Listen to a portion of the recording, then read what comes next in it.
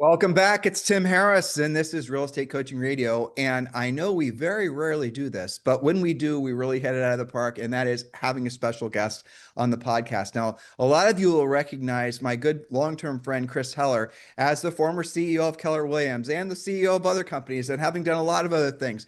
But I think what many of you will find the most, important about our time together today on the show is that he formed a real estate team in San Diego, and it's been a top producing real estate team for literally decades.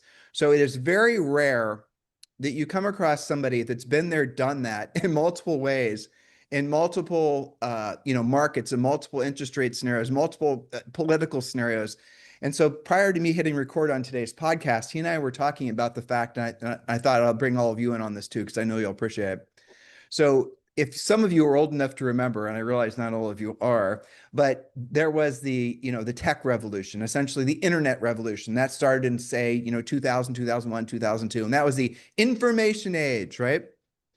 Some of you have read about that in your history books. And so I don't know when this happened, when I'm about to describe to you, but something definitely did happen. The information age, my own theory is it happened probably around 2010, became maybe 2008, became the disinformation age. So we went from essentially information being something you could rely on, something you could trust, knowing easily being able to verify who was a trusted source, who you could listen to, who, you could get some coaching and some guidance from, to this new age where we are essentially awash with imposters and awash with people giving you misinformation about their own career experience, their own level of success. And then it's very hard for you to discern whether or not you should be listening to them or not. So when I tell you Chris's background, very similar to Julie and I's, I want you to understand that we're dealing with someone here that clearly is not full of it, who clearly is from the information age. So Chris, without any further delay, welcome to today's show. Thanks for having me. It's always fun to chat with you. Well, we'll see, right? I mean, see if you say that in an hour. So what do you think about that thesis of the information age versus the disinformation age? Because I've been kind of noodling that in my mind. Yeah, look, I think it's accurate and appropriate. I think disinformation has a negative connotation, and you know, in terms of news or politics or everything else. But in terms of agents, in terms of consumers, in terms of our industry, I think it's a real thing. And whether it's dis or miss, um, the impact is the same, right? The impact is that more than ever, agents need to understand who the trusted sources are for what they're going to do, because they're inundated, especially newer agents, inundated with you need to do this, you need to do that, don't do this, don't do that. There's so many different ways. And consumers we all have as consumers access to all the information now, right? Especially with AI. Yeah, I can research anything, but that still doesn't mean, like, I could research, you know, lens replacement surgery. But that doesn't mean I'm not going to go to an expert to ask my questions or to get help. If I have to have medical issue, I can get all the information. I can diagnose it. I can treatments, everything. But I'm still going to go to a doctor. All right. And I think real estate is the same thing. I do a lot of stuff on social media, and I get trolled hard by people saying, "Oh, agents, you're out of a job. You just don't know it," and da, da, da, and agents are going away, and AI is going to replace everything. It's like, yeah, probably your job before mine, is my typical thought. Well, So but let's drill down on something you said, because I think it is important, and I know you're trying to be a little bit nicer than I am about this, because one of the recurring themes on our podcast is that, well, in our coaching business too, is we get a lot of wounded sparrows that show up on our doorstep, and they're people that have been, and I'll just lay it all out there, Chris, because I know you know what I'm talking about. Is there agents who have been chewed up by the marketing and the branding machine, then chewed up by the form a big team. Chewed up meaning that they essentially were doing all these things that they thought would get them to some sort of promised land, but there's no profit at the end of that rainbow for most of these agents. And I've seen it continuously, and it's just intensified as referral fees have become the norm. Agents to get into the business nowadays, and they think they're supposed to buy all their leads, which is, what I know you definitely had your roots in proactive lead generation, prospecting, right? But so many of these agents, they're getting into the industry nowadays and they're being told, what's the first thing they're being told? Marketing, branding, advertising, do your videos, buy your leads. And I know our industry, again, is so influenced by these folks that are it's almost like a religion. That's the path you're supposed to follow. And Yeah. I suppose it is, but that is, so if there's two games to follow, one of the games is become an influencer, and in profit is not your primary aim, or the other game is become a profitable business. So then with that profit, you can reinvest it into things that will make you rich, where your money works for you. You no longer work for your money. Yeah. And look at for some, it's a bit of both. But uh, I think I don't know, and this is the thought I've been having lately. I think the biggest issue is um, that there's just way too much focus on shortcuts and and not enough on work. And I know no one likes to think about that, and hard work is starting to become sort of a negative thing, which I understand why. But the reality of it is, anything you want to do that's significant is going to be hard work. And so, deal with it and deal with it and enjoy the rewards of it. You know, I stop focusing on the work and start focusing on the goals and why you're doing what you're doing and what you want to achieve. And then, it doesn't, it's not the main focus. Well, I mean, you just encapsulated it perfectly, but it's one of the things we talk about in our book. Everything you want in life is on the other side of doing what you don't want to do when you don't want to do it at the highest level for long periods of time. That's just basically really what it is. So you said you understand why. So there are no shortcuts. Well, sometimes there are shortcuts. It's basically, if you can amass education information, you don't have to go through the trials and tribulations of learning how to do something. That's obviously arguably a shortcut. But why is it that do you think that the folks getting into the business now is what I'm trying to understand? Do you think that they don't know the fallacy of looking for the easy button? Do you think they don't understand, literally they have no exposure to the reality that that everything that they want in life is on the other side of doing what they don't want to do when they don't want to do at the highest level? Am I just out of touch with the whole generation here of folks? Um, Possibly a little bit. I think um, but I think there's even a bigger number of people that literally saying, what should I do? Like, and if they ask that question to 10 different people, you're gonna get 10 different answers. And then they're trying to discern, back to your opening thesis, the information challenge, like what's the right information, what really works, how to do it. It's the reason that agents continue to go to seminars and everything else. But I get an opportunity to talk to a decent amount of new agents, and they for the most part, it's like, just show me what to do and tell me what to do, and I'll go do it. But there's very few people that are doing that, or they're telling them and showing them, but it may not be the right things, and then they don't get the results and get discouraged and lose confidence, and that's that downward spiral begins. I agree with you. The agents that are easiest to frankly coach are the new agents, for sure, because they just want to be told how to climb the mountain the quickest. The other group of agents that are frankly the most receptive to having a positive outcome from coaching are going to be the agents at the top of the ladder. It's interesting. The ones in the middle, the ones that are still trying to make things that aren't going to work, are the ones that are suffering the most, are the hardest to actually get to open their minds to the reality that they've been following the wrong path. And Yeah. I hesitate in saying wrong path, because let's just think this through. I mean, Chris, when, in the 90s and the early, 2000s, you could make really good profit from a team. You could. There weren't buying leads. You teach all your agents how to proactively lead generate. The buyer agents are actually out there working to earn their own leads. And you would make, and agents weren't demanding 50% plus. Now on teams, you know, it's not it's usual to find a team where they're losing money on the buyer agent sides of the transactions, especially with referral fees. It's Yeah. unusual to find someone that's making really good margins on it, but that isn't the way it always has been. But a lot of agents get into the business and they're following this, millionaire real estate agent model, and they're not realizing that the industry has changed. So they're following a good model, but it's at a time with what's actually happening in the marketplace. What do you think about that? I think it's very accurate. And I think the other thing too is happening though, you mentioned those agents in the middle, Tim. It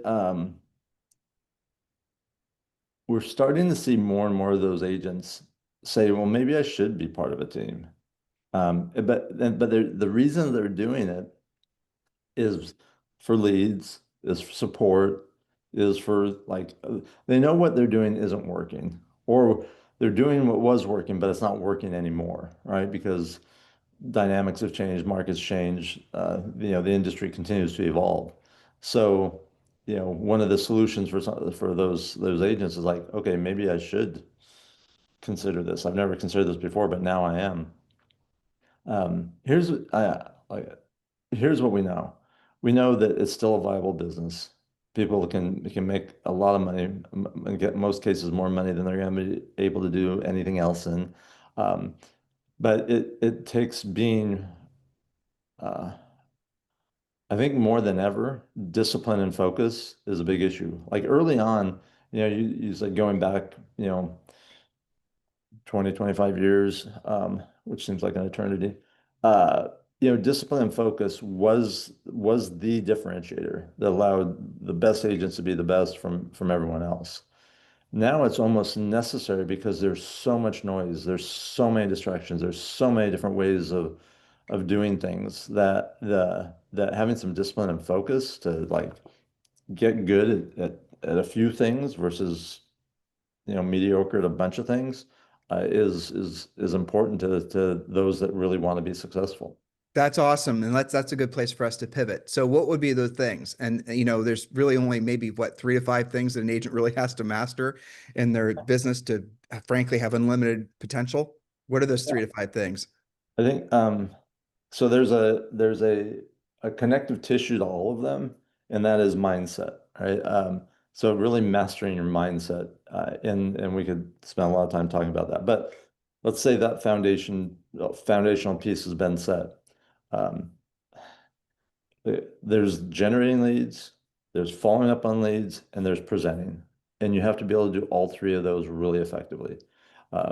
Generating leads, sure, you can buy leads and get leads, but there's a cost to that.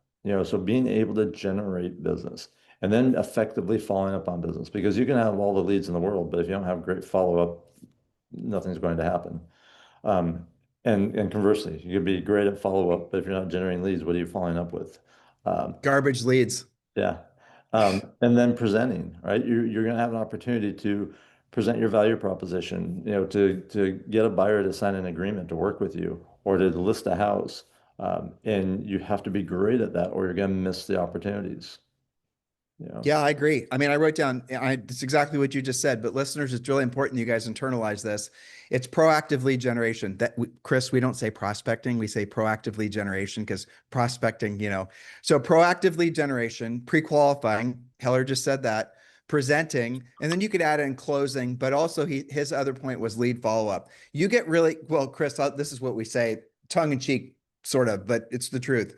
If you get really good at those things, and you can learn how to be a listing agent, which the next question I have for you is about being a listing agent. You learn how to focus all your best energies every single day and proactively lead generate listings, learn how to pre-qualify the sellers for motivation, obviously present, closing, and then doing really good lead follow-up. You don't have to be good at really anything else in the business. It's either not, you can either hire somebody to do it for you, or you just don't have to do it. Because if you can get up to say in most markets, and you can do this, especially now, if you get up to, if your average sale price is $1 million, if you have 5 listings at all times, your market's probably going to absorb at least 1 or 2 of those per month. You're going to sell 1 or 2 per month. So if if your sale price is less than that, you might need 10 listings. That's what we call the magic number formula. It's kind of a cheesy name, but the gist of it is that figure out the number of listings that you need at all times. And then know what your market absorption rate is. And then once you know what that is, you can adjust accordingly. When the market starts to heat up, things to start sell off, you need to increase your number of listings. But having a listings-based business gives you the financial freedom and the consistency of cash flow that you can say hell no to a lot of the things that show up in your life that are trying to fleece you for the easy button type things. Thoughts? Yeah, I think I think that is the name of the game. It's like as humans, we overcomplicate things, and in our industry is not immune to that. Agents tend to overcomplicate things, and you just got to keep it simple and keep it basics. Now, the biggest challenge agents have, like anyone watching this or listening to this, I think they may not agree with everything. They might disagree with us, but they understand it, right? This is everything we're saying. Everyone understands. Um, Implementation and activities then become the biggest challenge. And I say, okay, so yes, it makes sense. I know you need to do this, but now them doing it consistently, day in and day out, which what it takes to build is what it takes to build momentum, and momentum is critical, to filling that pipeline and starting to achieve at a level that gets exciting. That's where the next biggest challenge is. So there's the challenge of what do I do? Is this the right thing? Is that the right thing? How do I learn? Who's in, all that. And then it's the doingness of it, and that's where uh, forever people have been challenged, right? Like have the concept of having a schedule almost in every job, like there is a schedule. There is, I name the job. Like at a certain time you're doing this, a certain time you're doing that. You're arriving at this time, you're leaving at that time. Um, if agents can treat being an agent as a job, just like anyone else, they'll have an advantage over the majority of other agents because the majority of agents don't do that. Uh, and when you have a schedule, then doing the activities is just naturally part of following that schedule. And and if you focus on, you know, focus on, okay, this is what I'm going to do this time, and I'm going to do it. And just that, then all the things that you need to happen will start to happen. They all start falling into place. You all start, you know, the leads start being generated, the follow-up starts becoming effective, appointments start happening, closings start, it just does. The challenge for individual agents is when things start happening, then that pulls them off the things that cause those things to happen because now they're taking care of the business instead of creating more business. But there's solutions for that, right? There's leverage, there's and cranking up the discipline and cranking up the adherence to a schedule becomes more and more important. Yeah, I agree. Excellent points. So the industry was surprised, not surprised, I'd say, but definitely a flutter about your big announcement that you had that when you moved over to eXp Realty, because you were a former CEO of Keller Williams. You've been, essentially you're not a brokerage hopper, that's for sure. And you moved over to eXp Realty. So why did you decide to move over to eXp Realty? Why was it the next for your own real estate team, but also why is it something that you think is in alignment with the conversation we've been having, which is very practical and tactical. And like you said too, Chris, I love how you said it. You can't argue with that. What we're saying makes sense. You already know it's true, right? And do you feel that same way about agents moving over to eXp? Yeah, I do. And when you said I'm not a broker hopper, I was thinking, yeah, in 35 years, this is my third move. Yeah, I've been at 35 years, like 16 years at one company, about 16 in another, and then here we are. So look at it.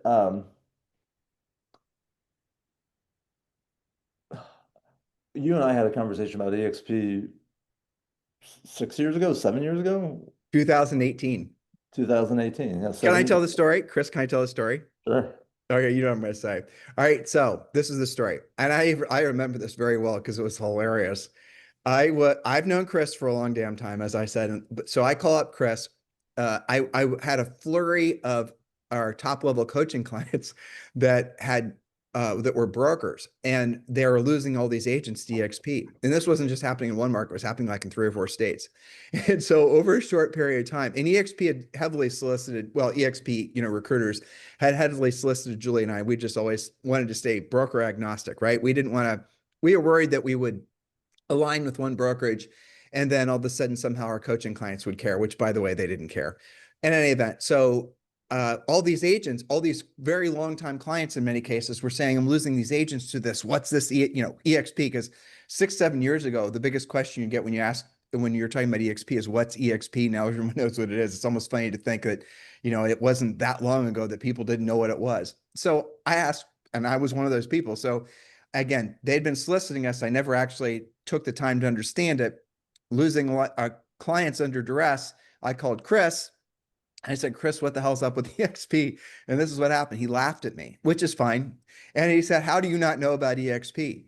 And then he started, basically, he kind of, was very direct. And he said, you and Julie are 100% pro agent. There's nobody that'll ever question where your motivations lie. You guys are trying to help agents build profitable businesses. You're trying to get them to swallow or take the red pill with regards to building profit in their businesses, trying to help them, do what they don't want to do and they don't want to do at the highest level, all the things.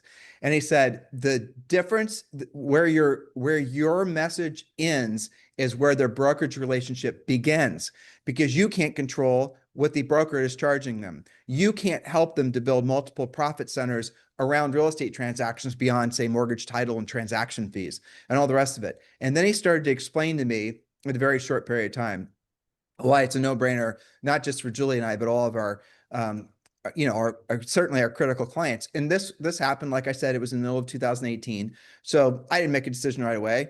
We went to an event. It was in San Antonio, and this is when we were living in Austin. And Julie and I were driving back on the 130, I think, the toll road. Isn't that what it's called, Chris? The toll road, where it's unlimited speed, basically. It's 85, but everyone goes 100, whatever it Yeah, is. or 35, or yeah, whatever. No, Yeah. 35. Yeah. Well, anyway, the toll Yeah. road. And we were driving back up, and we had gone to an eXp event. It was like no event I'd ever been to before, because a usual real estate event's kind of like a rah fest, that kind of thing. A lot of people trying to be Tony Robbins.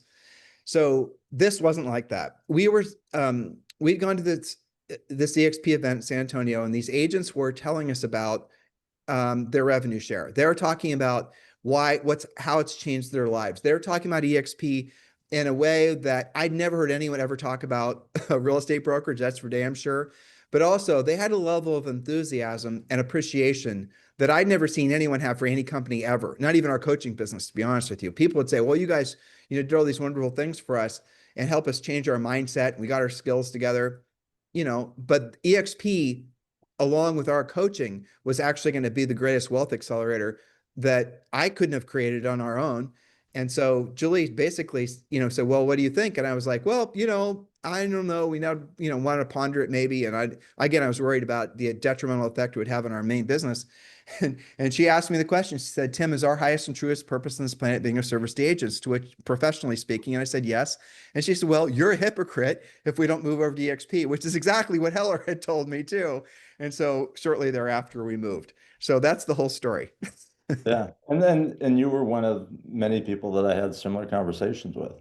There were various times where me making a move wasn't feasible because of the company I was in or the role that I had.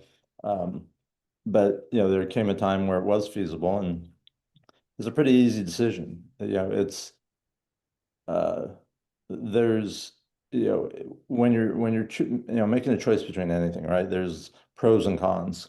Um, there weren't any significant cons, just the pros. And when that's the case, which path to take is not only evident but really easy, right? You don't have to put a lot of thought or energy into it. And Again, that was true, 6 years ago, but now it's really true because there's eXp luxury. eXp is in 24 different countries. eXp's, the growth it's no longer who's eXp. It's people are either eXp curious or they're looking to join. That's what I find consistently. There's no middle of the road there. yeah. Um, so the, and I made the comment earlier in a different context, but we tend to overcomplicate things. Like there's, um, there's some agents out there that think changing companies is like, moving their house or their residence or moving to another city. It's not that big a deal. It's just not, you know, when I was at Keller Williams, we went from 77,000 to 150,000 agents, right? We had 75,000 agents moved our company, and it wasn't that big a deal. They all survived and didn't disrupt their lives or their businesses. And and companies like eXp, who've gone from a small amount of agents to 80 some thousand agents, they know how to do it. They know how to help you make the move and have it be as seamless and painless as possible. And it's really remarkable. And again, I'm going to lean into the short period of time. But if you look at the agents that are, essentially the top agents in many of the markets now, they're EXP. But it's the value prop that EXP offers is so it's all. I had a conversation with somebody this morning, and they were at a brokerage where their cap was less and all the rest of it. And then I went through all the numbers with them, and the amount of money that they'll be able to make just by bringing their team over is so much better than what they're doing now. But agents, I was explaining to them because they were embarrassed that they hadn't moved earlier, and I told them a story about someone I was speaking to probably 2 or 3 years ago, and he was with Century 21, and the amount of money that he had paid his broker in 1 year, Chris, and he had done this for 3 or 4 years in a row. He was a huge, uh, over 300,000. It was like 350,000. And he didn't actually know it, that he had been paying that much. He said, well, I'm on a 90% or 92% split, but he didn't go back and calculate in the royalty fee and all these other fees. And I did the math for him and showed it to him. And there's so many agents out there that you guys are being distracted intentionally by focus on your numbers. How many houses did you sell? What's your total volume? Notice how agents, this industry, when you ask an agent about their production, they'll say, well, I closed 57 houses last year, or I did 30 million or 40 million. What if this industry will all of a sudden start focusing on what the actual net income that an agent made, not just from real estate transactions, but from revenue share and the other sources of income that eXp really allows agents to create for themselves? That's, to me, where this industry should be going, where we start focusing on how to build long-term wealth for agents and not just, keep them on the hamster wheel until they're dead. And so that's, frankly, for me, that was a real revelation as to why it was such in perfect alignment with how Julie and I think. And it is worth noting, and you guys are going to see the link down below in today's show description. If you're interested in being sponsored by Mr. Chris Heller at eXp Realty, which means you'd also be part of our group as well, so you get, all of us, you can just go to that link below and click. And Chris, I didn't ask you this ahead of time, so just keep this in mind. It's okay if you say no. Is it okay if they text you if they're also interested in joining? Absolutely. Like, I get text messages all the time anyways. So yeah, text me. And What's your cell phone number, Chris? I'm gonna write it down, make sure it's in the notes. 760-803-6202. Okay, so if you guys are interested in joining eXp Realty, I'm going to help Chris out here a little bit. Text him, do not call him, at 760-803-6202.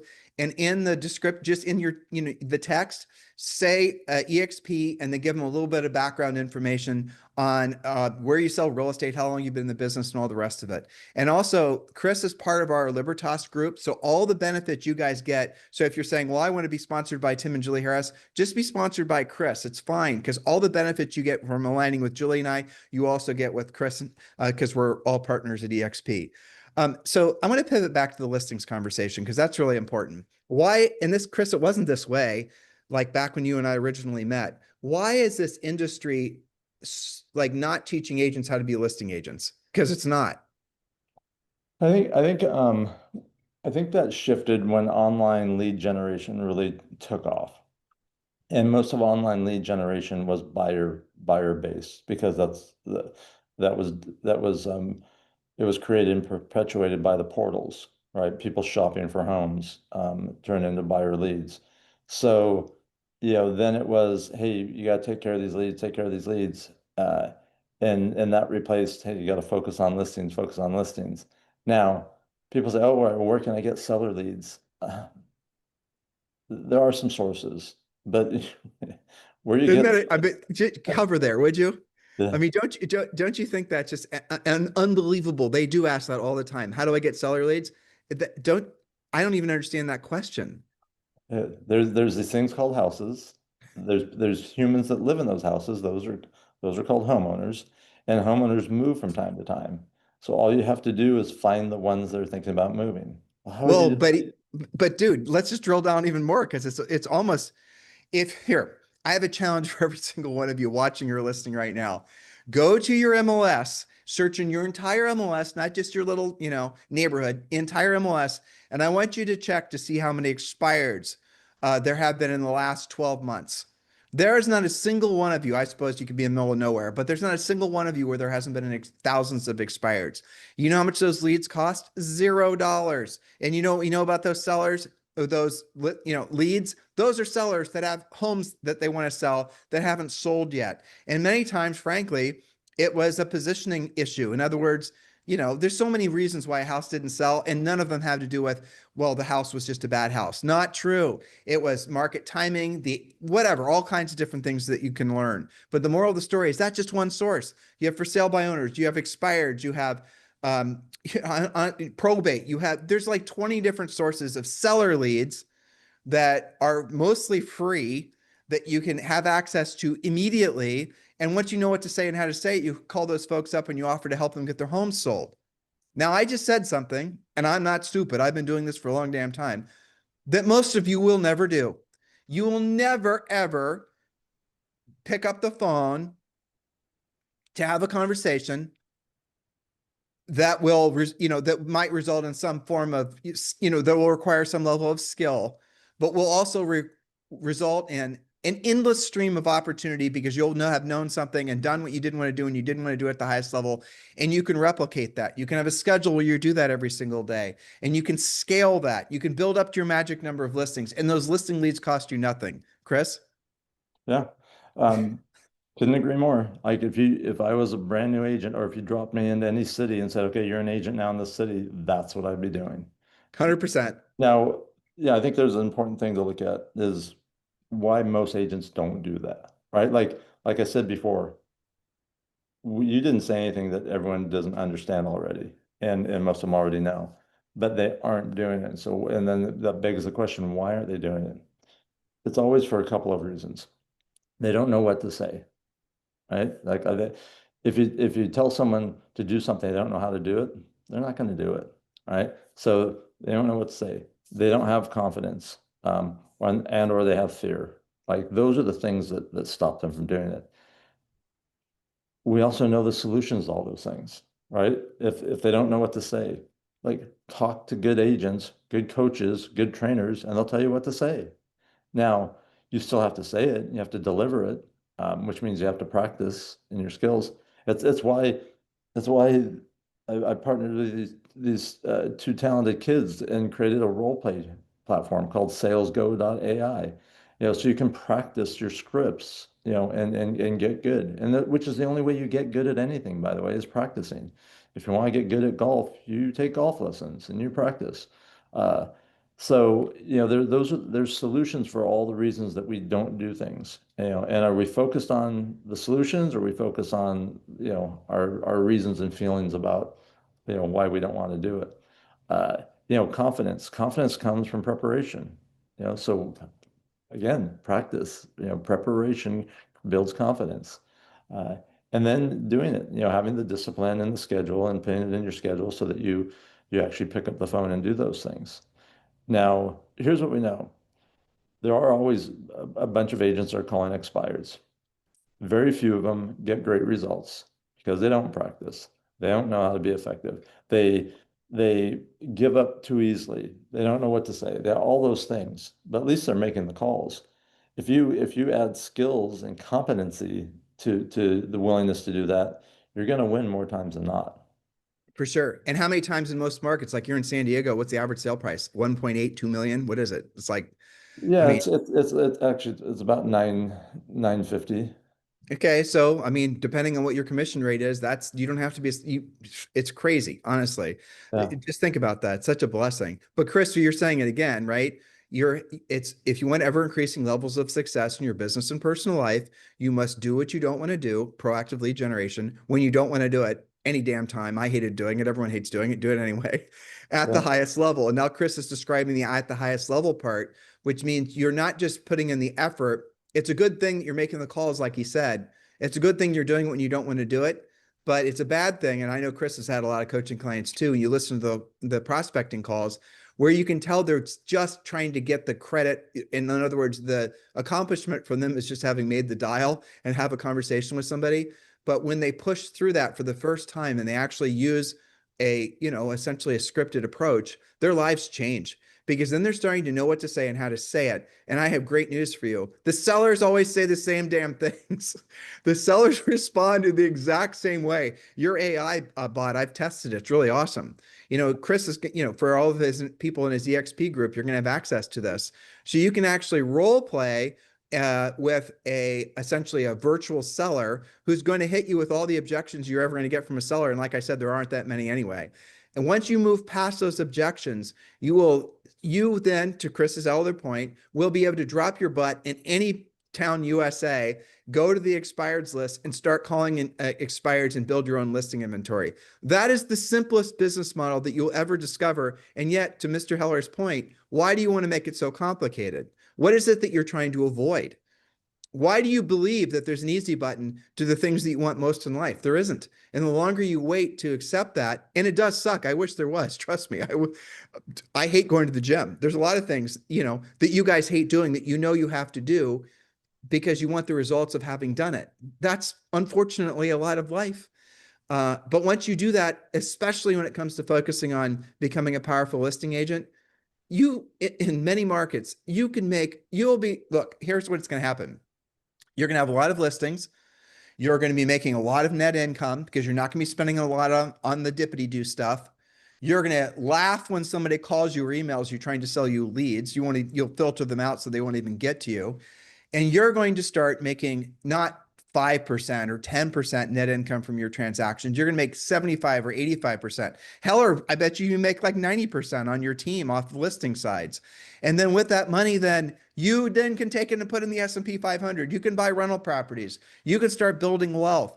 And then rich is where your money works for you and you no longer have to work for your money. You're motivating me, Chris. Sorry.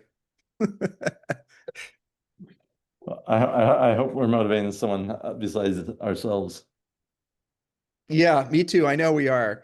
I'm actually texting somebody that's texting me, knowing that I'm doing this with you now, asking me to ask you specific questions. Hold on, let me get this back. Okay. All right. So you said before for new agents that and I'll agree with you, the agents have unlimited potential, but they don't have the ability to get ready access to the right systems and knowing who to listen to. So if you are a new agent or you're giving advice to a new agent, how do you discern who you should listen to? I think if it's no different than if we go to someone for legal advice or financial advice, anything else. I look for people that have the experience, right? The people that have done it, the people that are doing it, the people that have done it at a really, really high level and have gotten the results. Um, you know, if if I had to have back surgery tomorrow, and thankfully I don't, but if I did, I would seek out the surgeon that had the best record for success, um, and and the most experience, right? Because those are two things that you can't fake. And so, it's seek out the right people. It's not the other agent in your office who's also struggling, right? It's not maybe even the broker or the sales manager who, quite frankly, if they were a great salesperson, wouldn't be the broker or the sales manager. It's finding people, you know, like Tim or myself or someone who's done it and can say, hey, here's what we did. Here's exactly what to say. Here's what to do. Let's take this to the next level though, Chris, because I agree with you. Julie and I came up with 4 filters. I'll go through these quick. So if you're trying to decide if you're going to listen to somebody about advice for anything, but specifically, let's say you're thinking about hiring a real estate coach or choosing a sponsored eXp, let's say. So the first question is had that person ever had a real estate license before? Okay. This is for a coach or a trainer. And Chris, I don't know about you, but I have no idea why any agent would ever listen to anyone that's never had a real estate license before. That makes absolutely no sense to me.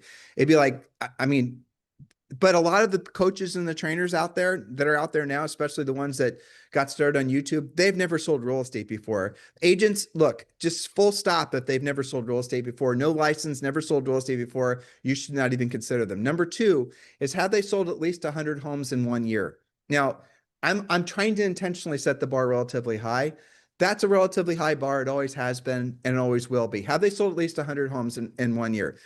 If they have, then you can proceed to the next question. Have they sold at least, and these are all the filters that you should be using before you hire someone, before you trust your future and your family's future, listening to their advice. The third filter is, have they sold at least 100 homes per year for at least 5 years in a row? Okay, now look, real estate license, check. Sold at least 100 homes in 1 year, check. But 100 of those homes were from a subdivision, a bunch of lots they sold, or a tower in Miami. That's not the same as 100 individual sales. I'm not taking anything away from the person that did those transactions, but you want somebody, you should demand somebody that's actually has performed at the highest level. The third filter, have they done it for at least 5 years in a row? And I got news for you.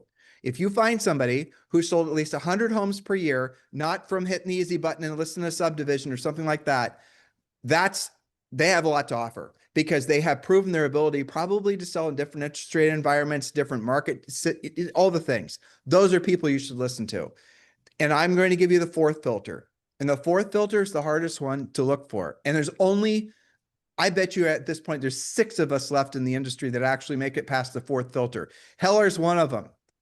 Have they actually coached other agents to do the same thing? More specifically, have they done thousands of paid coaching calls? The usual standard is 10,000 paid coaching calls. And why does that matter? I said paid coaching calls because if that many people were willing to pay to have you coach them, you have been market tested. You have been proven to be actually an effective real estate coach, somebody that people should be listening to. Those are the 4 filters. And so you might have a kick-ass salesperson who's built a great business, a great brokerage, but if they've never actually taught other people how to do it at a high level consistently over a long period of time, you need to look for somebody like that. Because I personally have taken advice from people at the gym, again, I'm a big overt gym hater, but I go every day. But it's different than when I work with Bella, who's the best, he's just ridiculous. He looks like somebody, Hulk Hogan in his prime. But at the same time, he's taught other people also to build their bodies and take care of their bodies holistically, that type of thing. You guys get the difference? So don't just choose someone that's done it at a high level. God bless you and them. If you can find somebody who's done 100 homes per year for at least 5 years in a row, look for somebody that's actually proven their ability to do it with other people. And when you ask the fourth question to someone you're considering to hire as your coach or your trainer, or your mentor, or your sponsor at eXp Realty, and they try to obfuscate, move the question to, oh, I have this many followers. I have this many people that have watched my videos. Or I've spoken in front of this many people at this seminar, blah, blah, blah, blah. That is not what I'm saying. There is a level of intensity that's required to be on the phone with somebody for a half hour per week for long periods of time to help them go from where they are to where they truly want to be. That is a tougher skill to master than anything I've ever done before. And Chris, you've done it as well. Yeah, I was just doing the math. I hit 100 homes in my 5th year, and then for the next 16 years sold over 100 homes, and then I stepped out of my business and took an executive role. But it just goes back to that question. Yes, like who should they be getting advice from? And what happens is they just and I'm sure you get it too. Well, I heard I should be doing this, or this person said that. It's like, no, don't stop, run, don't listen. Like go, like it's Do you don't. think my 4 filters are too tough? Do you think they're unfair? No, no, They could even be tougher, right? Truthfully. yeah, yeah. But they're the right filters, right? It's the right thing. It's again using the doctor analogy. If you need to have a procedure done, you say, oh, my friend or my coworker's cousin is a doctor. It's like, okay, but just because they're familiar, does that mean they're good, right? Is it, how many times have they done the procedure? How often do they do it? They Why have is Chris, why is it harder teaching somebody else to say, for example, learn a skill than it was for you to learn the skill yourself? First of all, do you agree with that statement or that question? harder to teach or harder to get someone to learn the skill?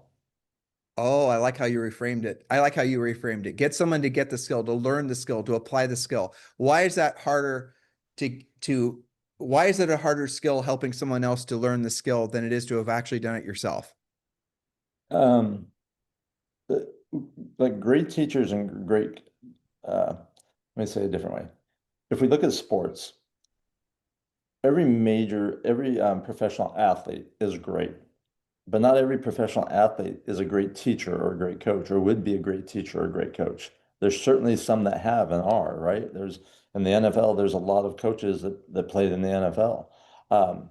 But it's much more difficult to be a great teacher and a great coach than it is just to be a great player or a great doer or a great salesperson. Uh, and that's and you know that's this we see evidence of that everywhere. Why is it? Because it's a different skill set. You know, me being good at something, um, I acquired the skills to do that. Me teaching someone how to be good at something is a whole new set of skills, right? And it's just a different dynamic.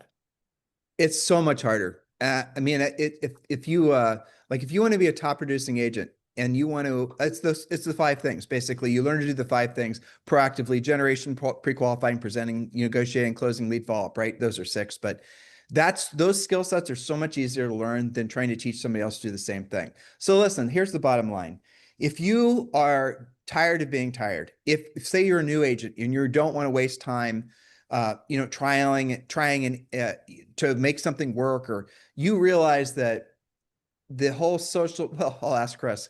Chris, you help me understand social media marketing, advertising versus being a proactive lead generator. Why are agents so attracted to the idea of becoming the latest real estate influencer, which is essentially what they're doing, versus learning how to be proactive lead generators? The reason why is because that's what they see and that's what they watch, right? Like there, the amount of time people spend on social media means that they're being exposed to that over and over again, and then they go, "Whoa, I should do that," or "This person looks so successful or sounds so successful." Just because they look and sound successful doesn't mean they're successful, right? There is, um, in many cases, it's just the opposite, right? So that's why they think that because that's what they see, that's what they're exposed to, that's what they're watching. So they think they need to go do that. You know, brand new agents saying, okay, I gotta, put in my schedule, I'm gonna create videos, I'm gonna create content. That's not a bad thing to do that. But is it the thing I'd be doing if I was a brand new agent? Heck no. My time's too valuable. I have a finite amount of time. I want to spend it on the things that are going to produce the most results in the shortest amount of time. And if you want to know how AI is going to screw real estate agents, if their whole business is predicated on basically social media videos and whatnot, that's where it's going to come from. So agents who have never learned their proactive skills, these are just facts. You guys know what I'm saying is true. Look how much in just the last 6 months AI has been able to mimic. There are influencers that are not real humans that have millions of followers on Instagram now, right? Yeah. That is what we're experiencing. And so what is going to happen? And I promise you this is going to happen probably this year.